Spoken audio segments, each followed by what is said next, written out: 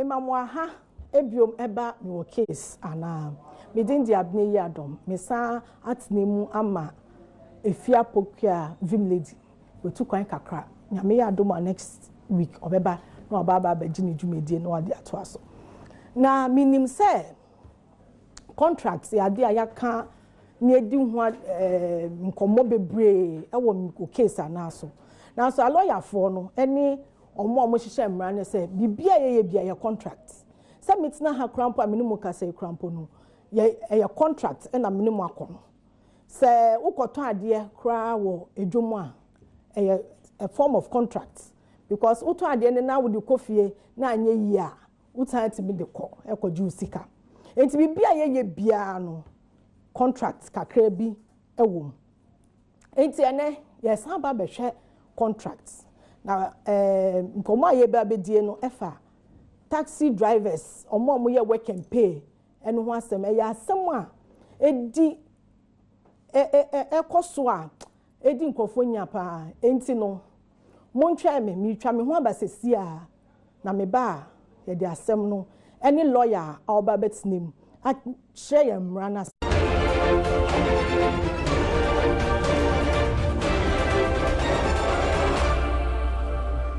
me mama akwa ba esan ba me wo case Anaa senya misika ye ansa na ye kojin krato no ene ye ba beka taxi drivers omo ye anasa omo ye work and pay editor cars ye de ye friend commercial vehicles no ma ya trotro taxi omo kokumase kwan so takrade kwan so bia na wakwa kwaji over bia na wakwa kwaji bus bi efi obi honomo osi o ye djuma na fetua wutu akawia na chesa baba ye wodia yesan se wunni sikapuduo bi a wobefa e de akwakoto car ni binti no na eja waye ne saka krakra na at the end of the day no timi tuewia na baba be ye wodia ya sempa na so emunsem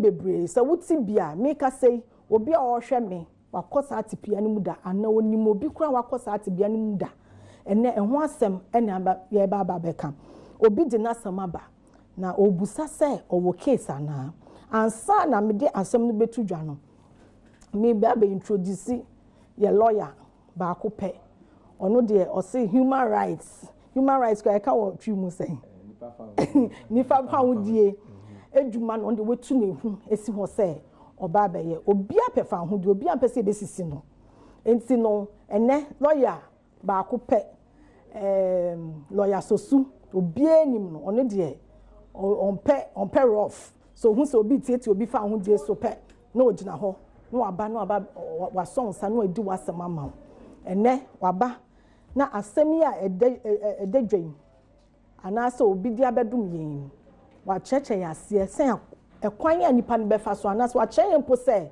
nipa no wo case ana se oni case lawyer me ma wa kwa aba pacho ye nia last week me chia hwe fonso ni last week me ni je pa verbal abuse they say ma ye careful yes sir mo ko fa ni de maybe criminal deben ya na say me kwa kwode mu anu no they say ma ye careful but say me did atten rough of you anyway lawyer me sama wa kwa ba bi pacho ye nia yasem ye tietia abemu ebi no say na one oka obi over ya di kokko takrade ni nema ebia I say trotro long journey enti no oka na edu baby no e na ne boss na ne master no si o obetimi ade obetimi aye adwuma na wetuatua ne kakra na otuawia na chesa beye ne dia afa edu baby no oye adwuma saa 1.5 years na omo be enter into sa agreement no ne boss ne ka kire ne say because otua ka ninti no ono a driver no onye adwuma no fa entua no hoka no sanfa bi so ntua car no ka asem bi so ba car no ho a ono ankasa sa ya adwuma esa de etua car no ka enya de ono master no ebe kokko fisika bia ba say je na fa kwakoye car no maintenance nema wa yes ade wa pene so why Saturday na for 1.5 years. Into a baby aka krama which you no. And I can develop a fault, break it down totally.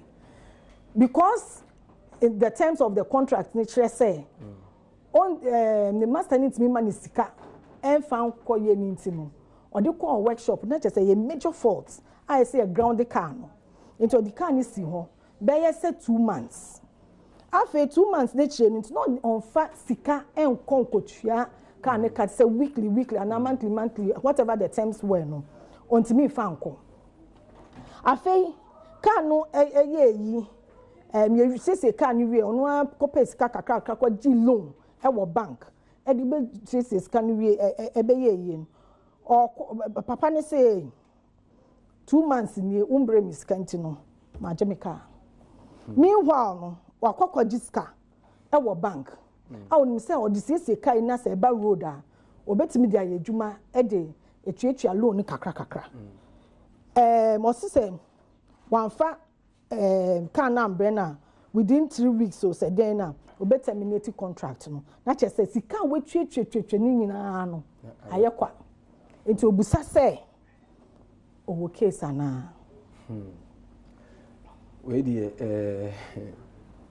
michia ahwefo nyina biem na say wuti ye fani say wuti story we yiye pa no a Edin Sembebre na etodwa the first one no any issue of contractor edikan aka ho asem na edikan ye ka se contractor any contract so uba mremu a you see a agreement between two contracting parties okay na enye agreement pe contracting parties no nipa mienu a omaji atomo se ye hihye oh I bet me more than 2 okay depending on maybe anipa dodo a omo interested e was our contract name enti omo nyina agi atomo se ye nhihye bi na enye nhihye keke because enye nhihye bi na wo de court a wotimi enforce as nhihye bi sana wo de court a yentimi enforce say your contract nhihye bebre ho no man no wo de court a enye for example to de bi a agreement bi a ye under social context. For example, sebi you. Omo say obi ne yere edadem ene bia omodan pemu omo di sam pemu agroi na e bia bema etrima ne de o say o me dan kra me di ache o na afina na say you be say verbal contract ana na afina you be say hey ene owie ya o ka say dan no farmer bi o say o we dey me dey court enu say no lawyer me dey do be court because there will be a friend verbal agreement verbal agreement but agreement be as say your contract no as I say na edi kan no you say it must be backed by consideration okay nature say enye say ya nhihye pe but as I say wodi bibi bata ho na wodi bibi wodi bo bi siso and only consideration no into consideration any say bia waka atre me say wo pese wo to me phone na wo kan wi ye no we see yesi phone here 200 Ghana we see okay any lawyer 50 Ghana ni be to ase na ya mababeji which say we take steps what the bibi AC contract na no and apart from that it must have an intention to create legal relations nipa mienu na omo yes agreement no say omo nya na susu ye say omo pese omo create legal relation bi and say to mo say asem na wo ka no o kan agya to mo say e ba ne critical a obetimi na court amana ye and any legal relations the intention it's next for example mpem dey am introduce say no there is no legal intention to create legal relations so my abamu well, so what is the legal relation? You must be careful where you are making the agreement. Go on here. Ebe she say ya ukokota enye yi ewo ho. Na then as I say we making sure say agreement ni so no enye illegal. Say it is not against public policy. For example, want to make say if I say contract killing. E bia o say obi a contract you say kokun obi akokun na ba o say scan on tie biem. Na we say oh me do kokot enye yi. Because a counterfeit akotoko king.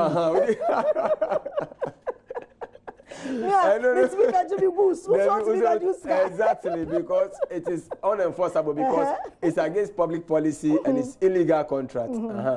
But ultimate meet sa conditions in area any possible say obetimi the way agreement e the court it ya share bright case what the bad bright case musisi anu a ne edi kan no wo mo aye ehihye kire say car owner any driver no aye agreement bi thankfully most of this agreement and saying they reduce it into writing yes it can be an oral agreement and one threat paper so and so man to paper so but no san hihye you know I believe say bia omo ye paper san hihye no ebetimi aye oral agreement say all the facts here all the elements here mebobo so yi available you still can enforce it now it can be also a written agreement now we know clearly in hihye bi ho number 2 what mean say hihye na omo ye no there has been consideration consideration in the sense that near the kind no car owner no are release car into only consideration no and a driver no not only did he take the car but he's actually using the car and as he can omo agree say won't ya no ogusu tie sika no tini say why omo to say omo to ho na mo e kire say omo e crowd say they will be bound in court it clearly no in this commercial settings no court necra have said agreement be in a commercial setting no there's a presumption of enforceability legality and I say they just say agreement be a no for example social setting here me can you know you presume that you don't intend to have legal relations but say we agreement be in a commercial setting there is a presumption commercial setting is a bibia say edwedie money exchanging hands also obi be adwuma bi ma na wa fro bi say o bedo me chia oka and any of those edwedie hu agreement bia na barter system no so eno so no eno so the same because bia say o ye we ma me na me so me nya we ma it is a one nya ni say wo no agreement no you are not enforcing agreement clearly no there is an intention to create legal relation. So under this circumstances, in the first place, sir agreement and I say in driver any need car owner it is enforceable in the court. Oh, okay. That's the number one thing. One, obetimi the case ya court. But amana ye. So what case and only case ni die. That is the second and the second leg here be kono. Okay. Na agreement be a no. We say that some agreements are unconscionable.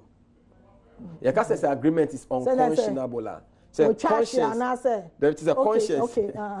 Just say agreement. I say obia say e be asofo ne na sorry ba omoya agreement. Okay. Now what you say bia we share power relations no any agreement na ye no what you say no agreement no to say we no we were power sin we say kese pa wo to share what you say no we no odi adwe tutu ho a enye yi. So for example say why agreement it is a no mo aye no say e won hihye mo ni say wotue sike ni nyina for 2 years neka 1 month 2 months kra na default ya magical no a under equity no court be bitimi aka say no unconscionable nti say no sisie no nti say me ho say me describing or trade but obo say e ya de a e ya sisie kese pa na say o hwe abrantie ni case ya clearly no insisi abem insisi abem because we shall we critically naka the only thing I Rebecca say odi papa e ka no any sika no a ese se odi ma no say e bia papa ni person wo claim kra more than say sika no e bia obetimi aka say o esan say one first sika number in time it bia meji interest or sika ni so but to say wo jika no completely ni dey ni say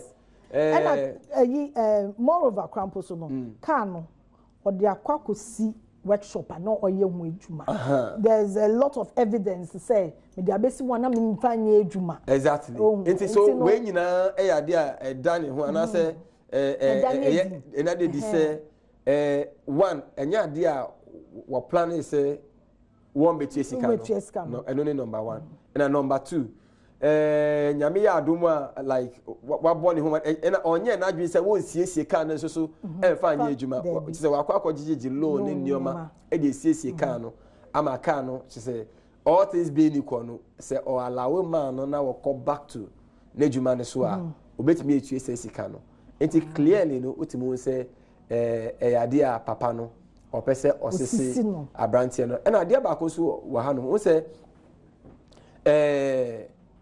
se wudi we e de call sa ye law of equity ni nyoma ne mu a won wotimo say to a very large extent no the interest of sa driver no in the car no is now bigger than the interest of the owner. Because how many years she maybe a car near 40,000 wo de mam maybe 60,000 60,000 we see mean for a particular number of years. It's in the first place no me chia car no ho kai ewie and I will benefit and I may go so and asema back and under those circumstances no want to make us a wood jicano another thing be crampon say also one man ultimatum be 3 weeks say one ban be 2 months be na or the 2 honomana or they can go see workshop no one ban be within that 3 weeks or better terminate contract no and also okay only how drivers meaning how me so 1.5 years now me my friend say me atu susu wo botom masa famisi kama me na fa o car na fa me 1.5 years man papa ne say on anya antu enye ntwa nti de famisi kama I know in fact that is the truth anya antu enye ntia but the problem and is menya sure say a very simple sir in a court of law no what is more likely because I didn't just echo that judge be any na judge no based on evidence awode ba no say see ane de kakra bi pe na waka kire baby aye wo evidence ebia woni baby aka na wo ebia evidence of loan na wo ko ye loan contract ni sa nyoma nyina ebia hwe contract na nkasa kra wo sign ye no a there could be provisions kra bet me allow we say ebia papa no will not go in the manner or causes here no. But because we don't have the benefit of the whole thing, no, the best advice under this circumstance no, would be say because the number of years no I say no we can no the only arrangement that is available now. And it's a papa no 3 weeks ultimatum now war man no either say no be letter dia come no na oni na ye nhihye bi to ABR to renegotiate how to pay 2 months outstandings, you know, so that you be mum na wetie no dan say papa ne beka say obeji kan so obeji kan na die wasa ko say kan no say asa fresh I fresh ama na bo wasa obi ama na sa betua wa na wasa boka no onipa bi wo sa o nipa bi wo no esisie it's unconscionable esisie ni ti say tumodent no ono kwa no won hwe but I think say obi a wo ma obi ejuma die ama na ye die say wo ya esi wo ko wa no twa nti preko we na kwa say ti say esisie clear esisie but anyway as wo kan ye no probably say there's more to it exactly now say drivers ne so no ye ke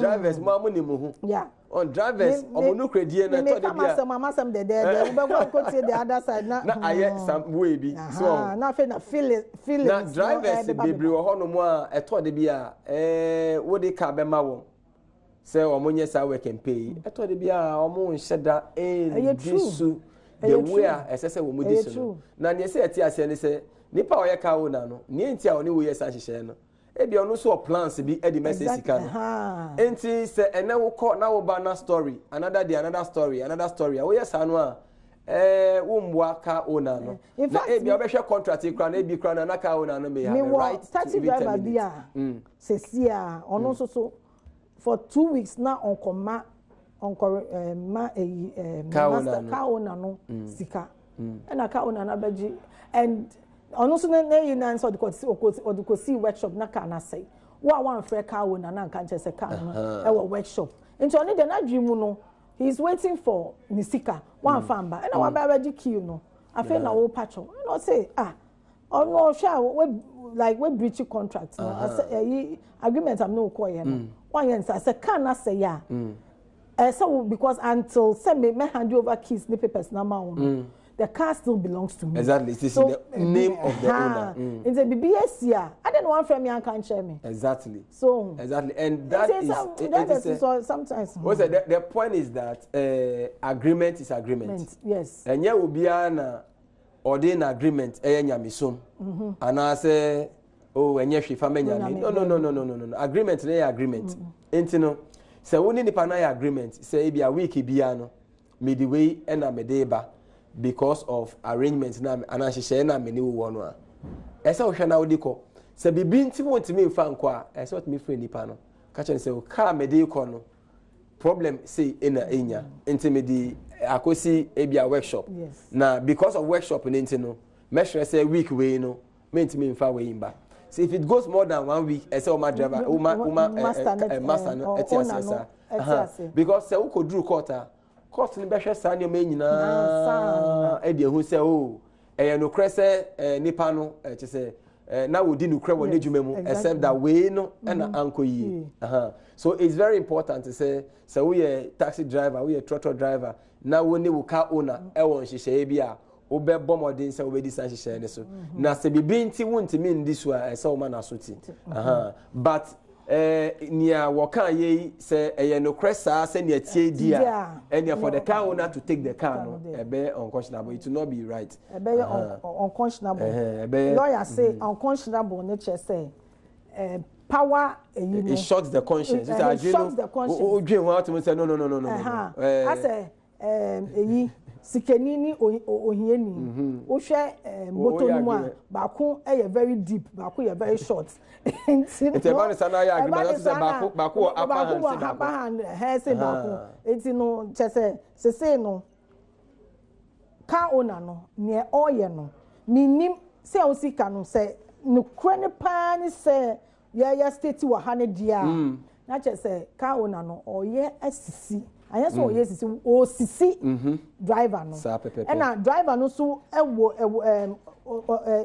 edimu say ono so ka say for me 1.5 years susu na mato wo botom no fama de mama ana right say obey demand for that money. Well, I don't know, it depends on the circumstance. Say me na nka me judge na nka me judge case na maka say bia ye de car no e de maka una no se car una no beji car no dia and say yes say with me sisi yeah with me sisi the way why ejuma why for over the period na we in this case no the payment over the period no obetimi mu percentage and now obetimi mu 100%. Oh, it depends.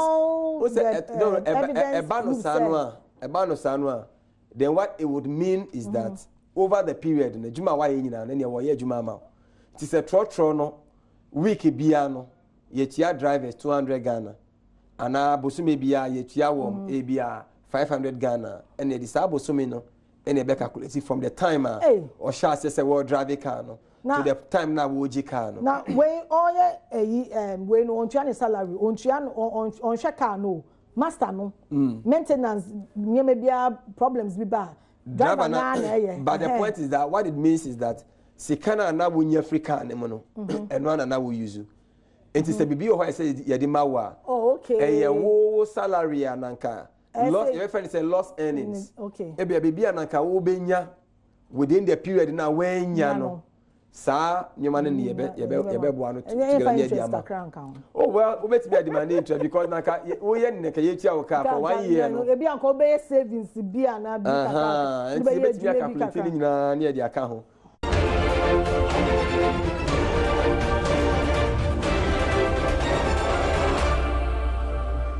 Me sama mo akwa baba mi wo case na sa na ye be ko no na ye tutu ya dwen ye wo taxi drivers ne work and pay ho asem na asem no ti a wane say wa ye adwuma 1.5 years we tuaka na me master no krampo ntua ne ka afi ebedu baby na car no break it down and o de call fita ekosi wo 2 months after 2 months no padi ne say and I said the master ne say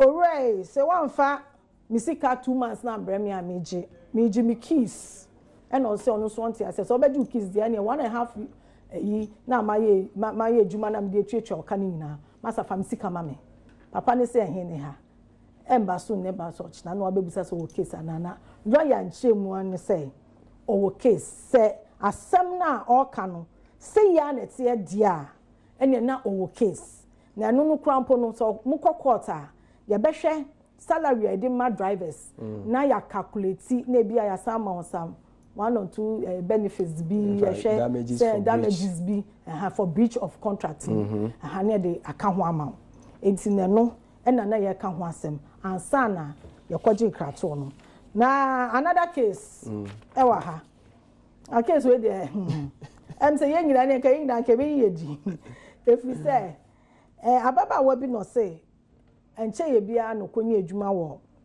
ba drinking sports bi ye catch and say every month bia no na ketua ebe ye 200 Ghana cedis can you 2 million afei why adwuma na so terms and conditions na e bata adwuma no ho de anka nkyere no na asem ne say na anka nkyere ne say so ye later ye beti bibie fi na ketua no mu na for 2 weeks nie why late sa why late sa na the boss they say the boss they say why late sa for 2 weeks there every day bi obey late bia no better tense this every na ketua no mu na nso so no koye adwuma no boss no an chirechire ni mu am biebie mu pefe say we late bia better tense this every wa ketua no na ohwe na o calculate 2 weeks here why late ya na che say at the end of the month onya hwe Emma obesa de ka crampo into the next month Anaa say so chia you boss crampo eka na ono ne nchemu a ode ba ne say de ntia oye late say when you asem kakra wo fi ntia ya o service asem na ansa na wa be adwuma na ya oye late no enti obusa say ne boss so ayire ho pimpim say thanks this in the rubber o cost rubber for me mete enti obusa say o case Anaa actually as moreover crampo so no boss no e promise you say obema omu aduane 2 times a day eno so emba na o saba ni aduane emba o saba beti 10 cedis from 2 weeks na 2 weeks no me kan a na the time say 10 cedis na I say me kura me saba be do ka boss na boss we say ye obusa say o case Anaa lawyer this is another form of contract me boa into o case Anaa akoso asem yi die the case yi die anoshi one hwe ya say cases ni bi na to de bia efie no more like e be free fie some of we no to mo say e be under attack because onye adwuma na timi consistent 2 weeks consistently 2 weeks when you real obi ehun sa o yare obi ehun je say na otimi ya late sa je say say ope we dey say ope asori bi say ope mpaibo na obomodiana but in all seriousness near the kind you know and he say every employment relation is a contract and you know anytime be a be fa wadwuma ana say woni obi eye nhihye bi e dey afa adwuma ho no e agreement na sa agreement no yewo nhihye ahodo bebre a e fa sa agreement ne ho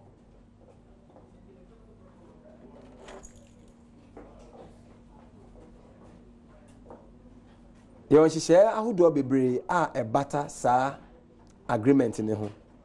Now, the first one is that some of the jobs, no, yet me my employment contract, eteme mention nioma ahudu and I say e kan nioma what said there and a boss no so na said there kan nyina including wo a car e betia at the end of the month ni bibia na ebi o ho a wo mo masa employment contract no. Na say yama employment contract kra no a say wo hwe employment arrangement biara na at the time I saw the report any time I saw the pom ena wo hwe the labor laws na ye wo Ghana no labor act no and no so govern any type of employment relation e wo Ghana na wasedie ba ko pa ni say you work consensuously. That's number one. And then you work consensuously. She say wo ye adwuma. Wo di wa ho she say wo ye adwuma ni say ni ese. Na wo wasedie say wo be protect adwuma na baby a wo ye adwuma no. Say bia adwuma multimedia. Wo ni ye nyina na set me protect say adwuma no. Na sakoba ni say wo ni ye protect say adwuma no, it means that you are breaching your duties. Because every employer has a duty towards the employee. Every employee has a duty towards the employer, and vice versa. Na baby ananka ono obetimi enya obe na kebeka say owo case no, and he say woni obi ye nhihye say womre adwuma ntem na wamba adwuma ntem a menyi ndi say taking his salary is what must be the remedy. Okay, deducting from the salary. Because so share your labor law now. See, everybody shall be. I mean, or see equal pay for equal work. Nature say, "Ejuma na wo ye na see etu ahwa hunka." Enti dana wo ba ejuma mo ho no. Wo ba ebe ye ejuma. Notwithstanding the fact that wo ba late. Wo ba ye ejuma. Pepe. Wo ba late. Ba ya wo ba ye ejuma. Enti so wo ba ye ejuma dey say etu aka. Na say can you say Anaa say ase meba ba say debi ba say nhihye wo ho no be ka say ye be gi waketua in place na eno na enye papa no oti ase because there's a kind of a social policy governs our relation no ni enti awo ye adwuma ni say person ye bibi kakra ekona no na wo ba adwuma na ka say wo tua ne ka because violate a number of times so that's a problem. Out of 200 Ghana citizens. It means that you know better. But because they be a 1 month to better 10 citizens. They be but and yes, they be yes. Otisi campo. Near the can say naka anya hwekrano. You should be able to query the person. Okay. On nienti awo ba late no. So lawyer who says ba beer bar, chop bar, me from small scale po. You know they. But really, that is true. But our query no may not necessarily be say be a former. We say former query. Okay. So to me friendly panel. No, na we need kasa say odi enti na. And then need they say I mean we are late. Emma or no kasa we na no. Na we warning be a woman say warning, no verbal warning. Okay. Say if you na kono. Say we ba late be more because from the beginning the many 1 year san hye no. Say we ni hye ya me as a punitive measure. Okay. If you na ko we ba later we punitive measure ni. The employment contract no enye by force. Say your ma measure na we feel say you don't like her, you can quit the employment. But if you decide to keep yourself there, now freedom of association. Now wakacho say freedom of the association. O say wakacho say wo ba say any your friend is saying asotwe okay. Ho a mouth for coming late. Now you're late. No you want to mean blame employer no. Sister akoso asemi. Say ane dey once I see he who comes to equity must come with clean hands. Yes, sir. To see who case na who crocodile case who dey bia oba adwuma late no. Ama case na wo kra no. To say say da nya din sa. Say da nya din sa. Say owo bibia e chopper mom ne say the command boss. No po bi no di nenim na sisa usuban uko pacho ya no sisa usuban ba say we be call late ne die and then papa but advice nso aye de be ma boss ne say I mean ye be sure say why you wadwin say obi beba ejuma so obi ba ejuma later o pese o twi na so by way of say we deducting the CKB ese oni ni partner na mo yes agreement no na what ase me say we dey nanka church ko ni eme ko ni This religious e yi be ya pa the kika ho na nanka ya omo ta jije to say unconscionable where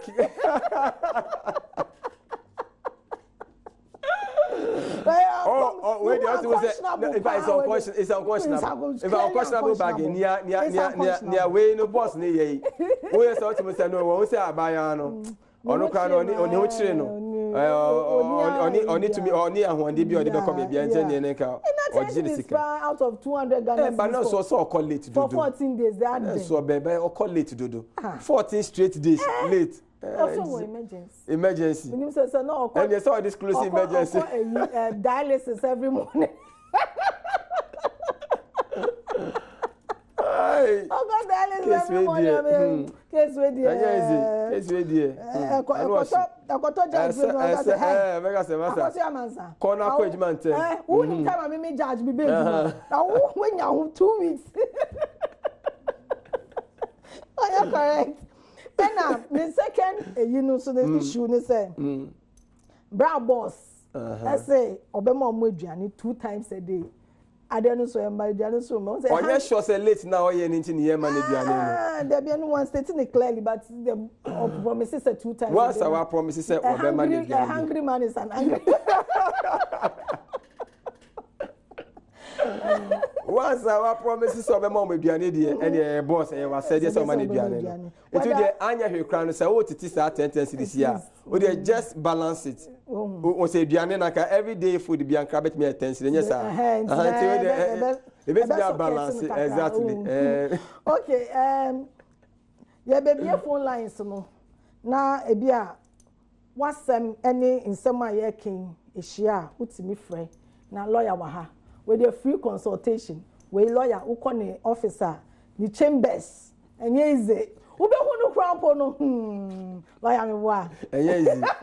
And easy. So when you free, I don't see you happen obeying sir. If you say you want Zoe into your dear Zoe and Cassandra Brem, ain't ye baby phone lines no. Na what same beer a dawa kumas anyway say Anaa say a big crumple any say but I send be show so. Assembly show so na o person who say who case and also bet me the akokota lawyer or but it's three and say taxi drivers or me work and pay na some so what a bia to one so who to be able to me free I say archipelago ahomano so archipelago Afisha Paul, Eddie Bago, Archipelago Baco Pay. So for 4 parties, we beba dear. Mammy, for 4 parties, all beba. Mammy, some of what yet? Bako, what's way? Oh, me way up, mammy, me what is go to Babumon. Eh, and that's only case. What's some they say, Archipelago? Well, the camera can say, Mammy. Anna, me would say, program and I'm with you. Anaa tell you more against it, yeah, what Yana Nazi quite why, what cases went to me, Emma Hawk. Ain't in be phone lines, no. So I say, no case be an hour, same beer, o can. A ya na, ya my lawyer, oh, now a fro, now no way do home come. Mamma, and I'm Mamma, and come out, and I got my Kansas state or town in Tiana, and you can go. So bet me up, Bosuka Crabby to be actually, yeah. But in 2017, February 2017, and I'm a Wale Baby Ofri, Suta, Asante Mampong. Okay. I'm a Wale in the year, and I have said that I'm Muana, a Jumana Mayor, and I abandoned a Juma. Okay. The way you buy no ombe yi yeah and only two and I am saying Jumana Akopom. Two near Jumaya. But me for so say. When a bat now back with the I was here, we and 1 year, the Bay Banus to Benyan Munyam. Ampa. Until you go here and 1 year come. Yes, a boy 2017. Yam the name of call Basanumu, Luzuna Maya, Bibica Crat, if she. William Abana Dadamia. I say, I'm power some names, about 1 part for number, mammy. Now you are no lawyer from. Why? Anaa so obi no bekasa. Why? Mathematics. So na for number money panel. Why? Mathematics. Okay. That's it. I'm saying that's a media. Me who baby and I say sometimes na taba pa you know. Say ubeya employed kakra na afi obano enti no ye nka wase baby. Ye jinka to aka ye twa ye ho kakra. Monkuso amonhwe Adom TV. Na ha ene ye woni ma papa. Ye wazoye ye twa ye ho abasisia.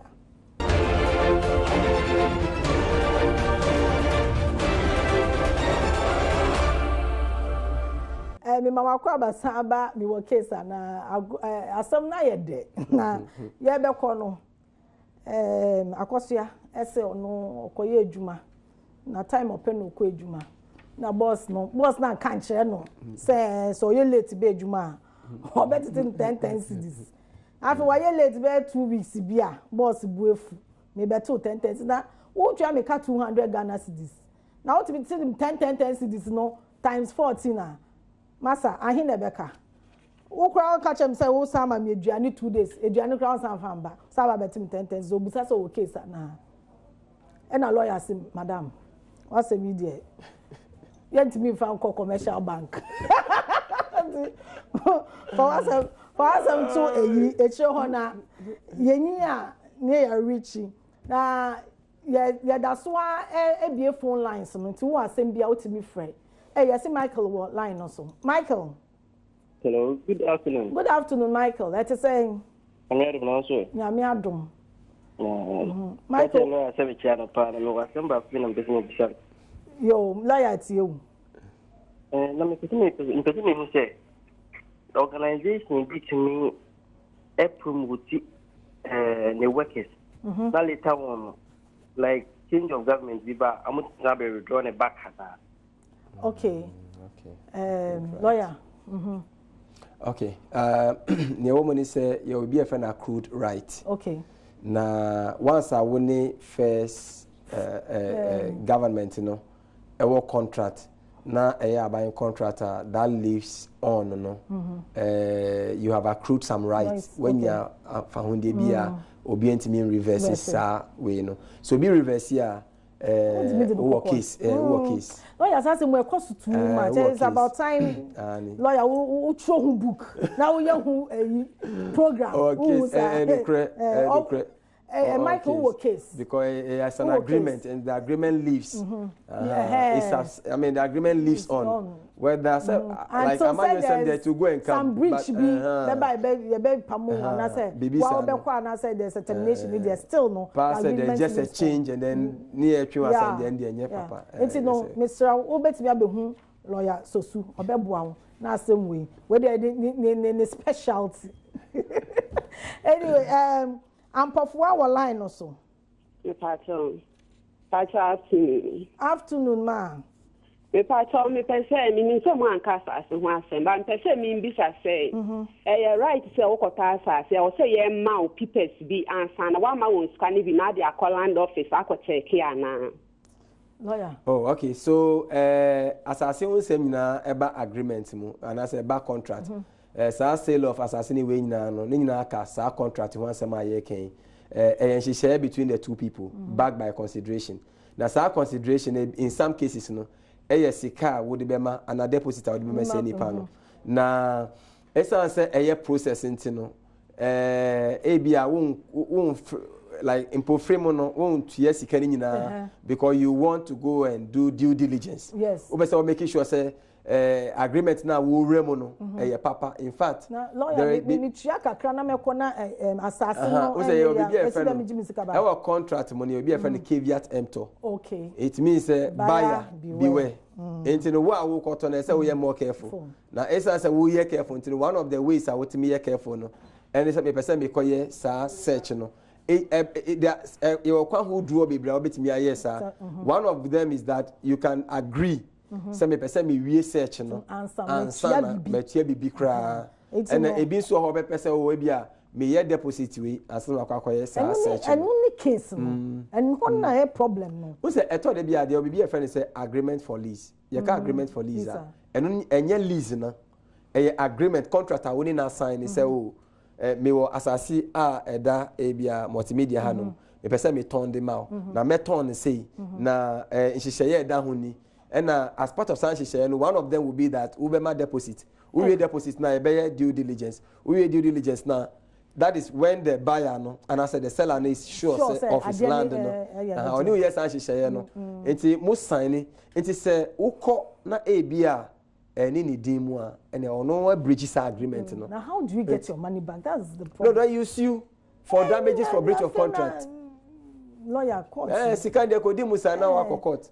Umpe kote ni ejisa kwa Antoine ama na so ko. Minyanya feeling bi say. Another ko no go po. Joyce, good afternoon. Good afternoon. Hello. Hello, Pacho Joyce. Yeah, ma wakwa baba mi wo case ana. Where do me case bi na mpese me di tumu enim kakra. Okay. Na me shese me wo case ana. Okay. Pacho. Na me nuanom ye be 12. Okay. Na ye papa nya case bi. Wo police station e asase hu case. Okay. Ena ye nuanom si obi hampe de bi busian be bi na ye fan koye. Ye papa free police. Okay. Nti asem no happy 2007. And papa be see ye na ye say friend nuanom friends go see ye training. As a family friend visa. Me man say owo mama bi mama ni be born bisia. Okay. And odi kwara iko na o say kwara ni say yo man 100 million. Okay. 100 million no omo di ma papa no papa ni say ono odi ni ni mu ko ji ska no we 10% 10 million. If you ska ni all you 10 million if you ska na me yan so ma yen kwara. Nti ono kita 90 million na edu time e be akotia ka. No ma be ji ska no mo da akotia. Okay. Papa ni ba ya na kwara ni ko ya omo 75 million. And I'm got solve problem. And I'll be saying, lawyer Wusuniti, Joyce, what's a baby? Lawyer Wusuniti, or say and Tassu. 18 Mr. Ojnaso, now phone number, Eja, lawyer no Becassa. Why? But okay. Me Pacho, Prince, only a last caller. Prince, Yamawakwa Baba me case Anaa. So, Madam Water. Sit at me, Master Mammy, Bissan, and send you. But I could say many bank be here, okay. Bear 8 years. All right. Now I came home with the bank, and I was 6 months. As some men say, many bank near Juma. Do baby no bank nation says, "Oh, yeah, Juma for some." Let's say, "Oh, target you need to don't meet your target now, and a bank limit your car." Okay. So I meet your target in a bank in your car. Okay. And me yeah, Juma no be me yeah, Juma's a but you say bank do the bank to you may and I will be fake minimum. But now yeah, Juma no 9 good days. I'm a bank and my target no. Bank no but that month now bank mom let on the 9th. I'm gonna let you buy no. I'm saying for that month. So I've done my target no. Oh. And me my first question. Second question say Makohai will be dying. Okay. If you're not Makohai dying, not know you say, then if you want the car 150 million, our light be, and it's light no. I was say electricity. If you say, oh, my light, as a tenant, I'm bet if you're binding, I'm betting if you're bare for about 2-3 months. I'm bet lighting, while blind, you have a box sack and out. I was say electricity if you say, oh, my light, and asking me because of my light. Okay. It means a million with that. Second one, you better on the first one there. And Prince, that's not phone number, Eja.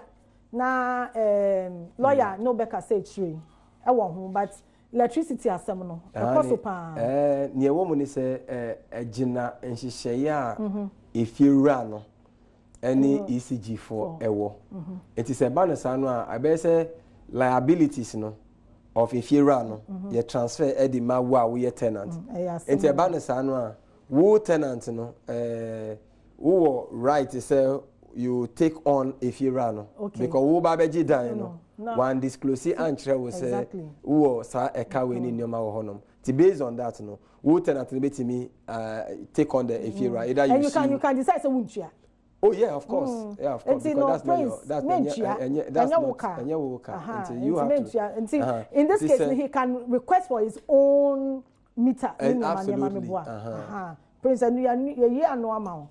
It's no lawyer. I'm saying, ya can't send be brave. Or more friends or more can send be brave. See, better was to be say we buy. Now, for last words for breach of contract. No. Oh, near mechanic say United as bibi biara ye no. In she say eda ho and only contract no. Now when you be in she say now trimopo and say you have the intention to create legal relation. You should be able to live by your contract. Okay. Now, contract biya will breach no kai ne hunu say ehun sunsanso e wo hono. Okay. Lawyer say contract biya ehun sunsanso wo ho.